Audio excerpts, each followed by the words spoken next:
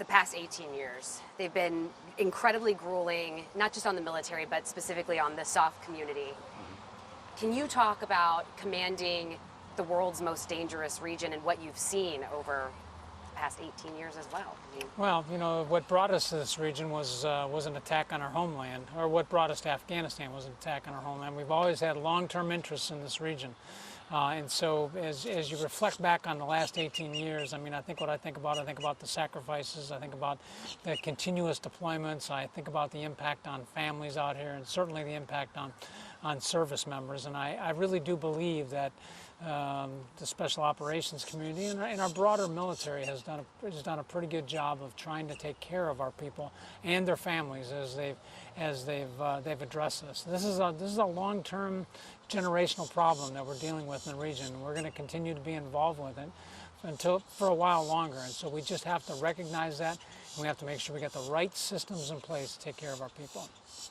And Command Sergeant Major Thetford, for enlisted personnel, you know, they've made a great sacrifice as well, and for men and women who are out there considering enlisting, right, it's a difficult thing to consider when you look at what we face. It is, and I think that's where the services and SOCOM have a mission to get the word out that you can have a rewarding, safe, healthy career in the military, and that the efforts that we put into taking care of our wounded warriors are there for all the right reasons, but that's not everybody. Everybody doesn't come home broken from the conflict. You all have led the fight to defeat ISIS. Have we 100% defeated ISIS? Well, what we just saw this weekend is we've defeated the physical part of ISIS, their ability to hold terrain and command populations and impose their will on people. That's gone. What's not gone is the fact that they have now dispersed, they've disaggregated, they've gone to ground, and so there is a clandestine insurgency out there, and we will have to keep pressure on that to prevent them from resurging. And that's what we're doing right now. We've been pretty effectively doing that in Iraq for almost a year now, and now in Syria, with the end of the physical caliphate, now we will turn more of our attention to doing that.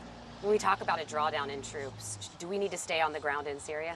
Well, I think the President has made it clear that we are going to have a residual capability there wherever we are. That shows commitment, it shows resources, it shows our very significant interest in the area. So, yes, I do think we need to retain the right presence on the ground to enable our partners to accomplish the things we just talked about. The Taliban, Al-Qaeda, ISIS, is there another violent extremist organization that we should have in our lexicon as Americans, that we should be looking out for, especially with social media being used as a recruiting tool? I'm not sure I would try to share other groups or things with you. I think the thing that's really important here to understand is that what gives rise to these organizations.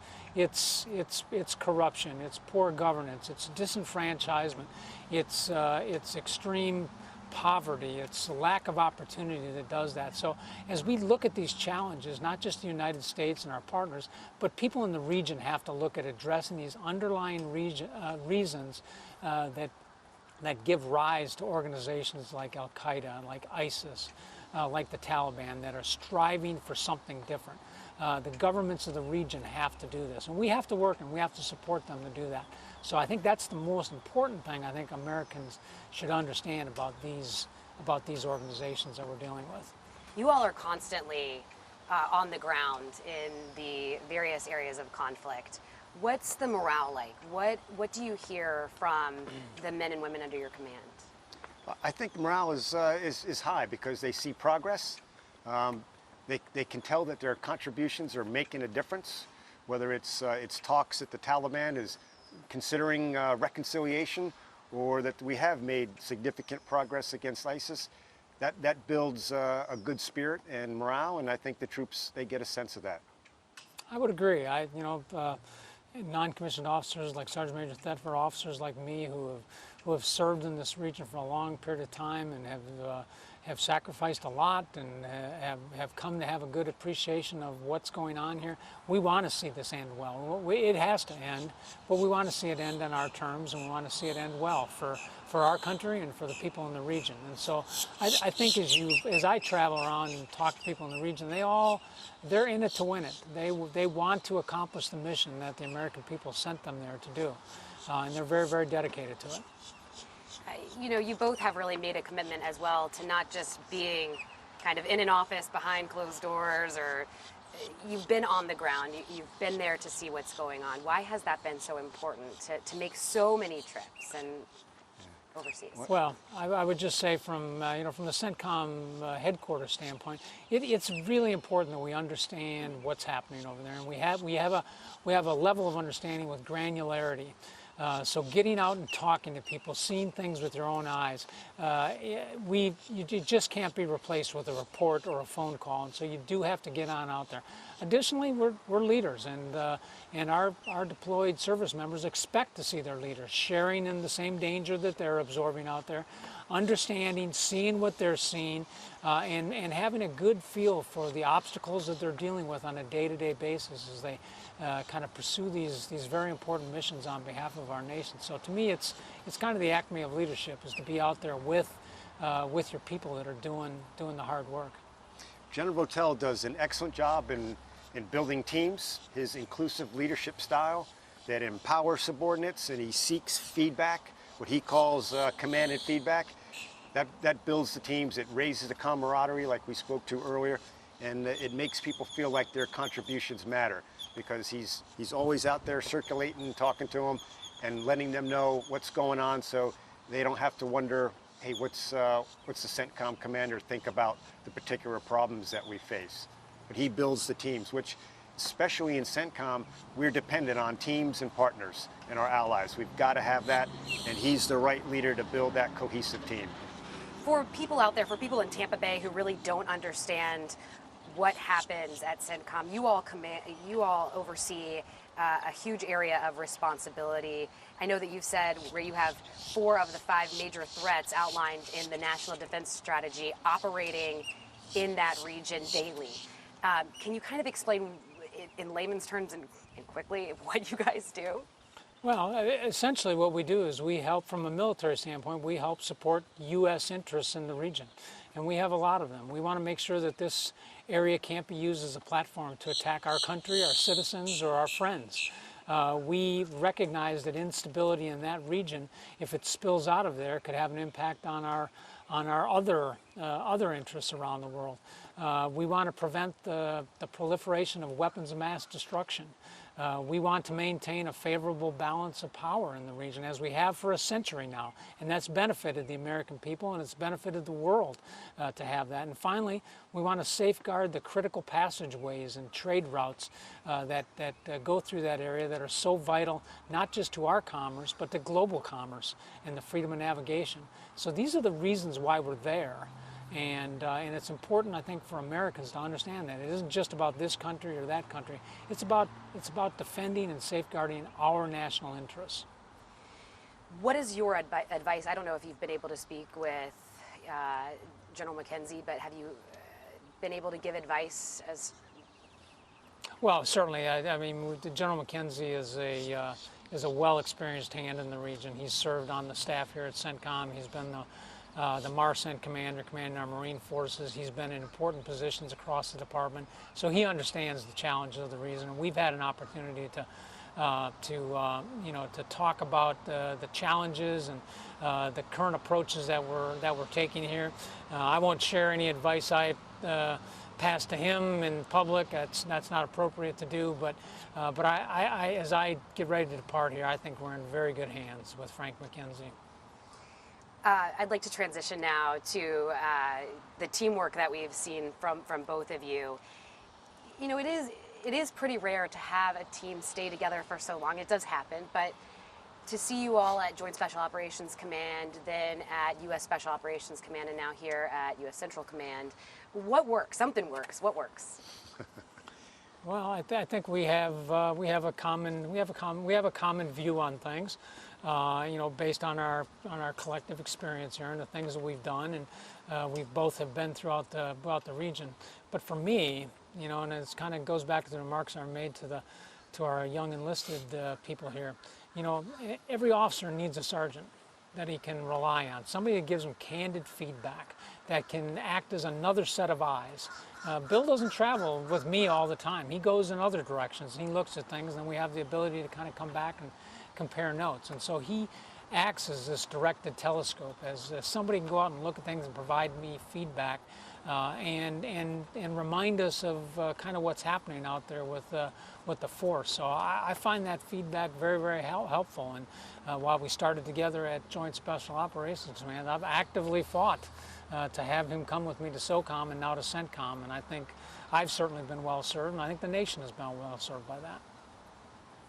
It's been a pleasure to work for General Votel. I mean, that inclusive leadership style I talked about, I mean, that of course comes to my way, and you know, the fact that I always have access to him. I can always reach out and talk to him when I need to, and when I make recommendations or give him advice, I can see my advice in the final decisions that he makes. So I know that I'm relevant, and I have a mission on his team.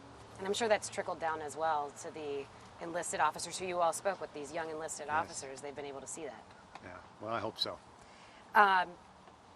In Tampa Bay, what's your favorite thing about Tampa Bay? What have you enjoyed the most? Well, I think the thing that I've enjoyed most has been the people of Tampa Bay. You know, you serve across the country, and there's lots of great military communities out there, communities that support our service members, our law enforcement. But I tell you, none are better than Tampa Bay. And whether it's our U.S. forces that serve here, or whether it's our coalition, international forces that serve here, this community has just put their arms around us collectively and have done this for decades. And this has always been a very warm, welcoming place to serve, and that is principally due to the people in this region. So there's a lot of great things. There's beaches, there's culture, there's fantastic restaurants, there's sunshine here all the time. But to me, it's the people. Ditto. You can't beat the people. The pro sports with all the different events they do that are service member, military day friendly, and the culture, and yeah, great restaurants. And I like the outdoors, so I get to do my thing on cycling or running year round here, so you can't beat it. Favorite sports teams? Are you a hockey guy? Well, everybody's a hockey guy, but for Tampa Bay, like I'm from Lightning Minnesota. Sure, I mean the Tampa Bay Lightning. I'm always amazed at what crazy hockey fans are down here in the South. So that's a great team, and I know the community is very, very proud of it. My team's Minnesota Vikings. I'm a Buccaneers fan for the local teams. I think one of these days we're going to put it back together and make another run for it. But at heart, I'm a Pittsburgh Steelers fan. So I got to watch them this year when the Steelers came for Monday Night Football and watch that game. It was a lot of fun. Women in combat.